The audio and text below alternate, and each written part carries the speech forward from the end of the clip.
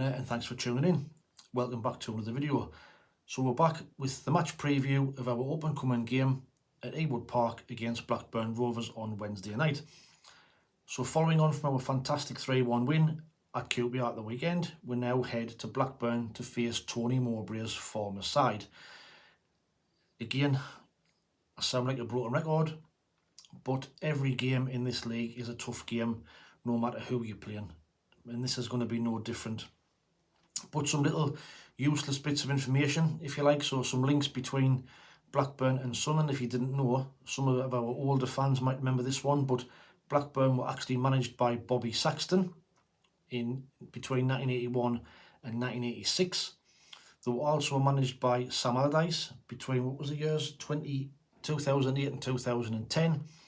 And of course, between 2017 and 2022, our current manager, Tony Mowbray, did a fantastic job at Blackburn before he left and became our manager last year. So like I've just said, not going to be an easy game. They've started the season quite well. I predicted them to finish worse than last season. They had a bit of a clear out during the summer, so we can see on the screen some players that went out. So they lost Thomas Kaminski, the goalkeeper, went to Luton. Defender Phillips went to Spurs, and the two probably high profile ones, Berrett and Diaz, went to Villarreal on a free transfer, and they also released Bradley Dack, who of course ended up signing for us. They brought in quite a few players, so amongst others they brought in Leopold, goalkeeper, Sondre Tromso from a midfielder, Niall Ennis, who was at Plymouth, who was one of their leading goal scorers in League One last season, Sergej Telalovic, I think that's how you say it, apologies if that's the incorrect spelling, Arne Sigurdsson, James Hill and Anthony Moran. So they've made some changes. I thought that obviously losing Berrett and Diaz and Bradley Dack are two big players for them, but they started off the season pretty much the same as us actually. They're on the same points as us, but this is the games that they've played so far. So they've played 6, won 3, drew 1, lost 2, scored 8, conceded 9, and they've got 10 points, like I say, on the same points as us. On the screen you can see, the matches so far. So they started off with a 2-1 home win against West Brom. They then beat Walsall 4-3 in the Carabao Cup. They then got a 2-2 draw at Rotherham. They lost at home to Hull by 2-1, but they were playing with 10 men after only 16 minutes. They then went to Watford and won, great result. They then had a fantastic result where they went to Harrogate in the Carabao Cup and won 8-0. They then lost the weekend after at Plymouth 3-0. Then at the weekend they beat Middlesbrough 2-1. So they've had a decent start, same as us, but we had a bad start and we've picked up. We're on great form at the moment. Back-to-back wins, unbeaten in 4. Let's hope it can continue that on Wednesday. But top performers for them this season, a player who I like very much, Sammy Schmodics. You can see on the screen here that this is the average rating so far in the games that they've played. Sammy Schmodics,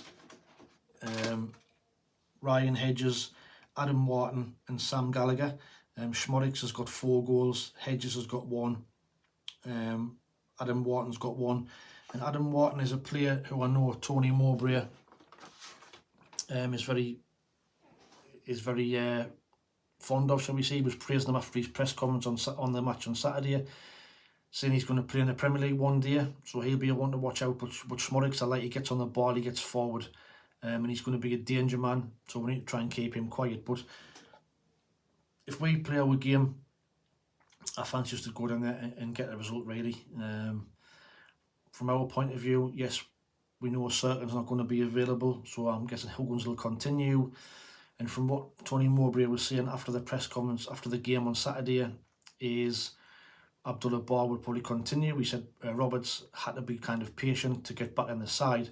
So it'll depend on how fit Pierre Ekwise, after obviously went off injured against QPR. He was hoping he was going to be fit. Bradley Dack is apparently going to be fit for Wednesday as well.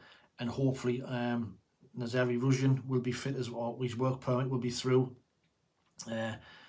So team selection wise, if everybody's fit, I'm guessing it'll probably be the same team that started against QPR, with Patterson in goal, Trey Hume, Dan Ballard, Luke O'Nien, Niall Huggins, Pierre Ekwa, Dan Neil, Jack Clark, Abdullah Barr, Joby Bellingham and Mason Burstow, with obviously Bradley Dack, if he's fit, coming onto the bench as well, alongside Adil Awshish and hopefully Nazri Rusian.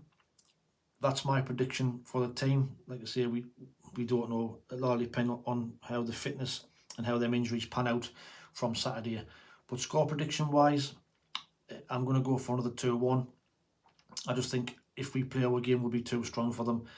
They're relying on Schmorix, who's an attacking midfield player, to score the goals. I think Sam Gallagher, who's playing front, got one. He's a decent player, but he's not Brereton Diaz. So Tony Mowbray might be tempted to put Bradley Dack in against his former team. We don't know. We'll just have to wait and see. But score prediction, I'm going to go for a 2-1.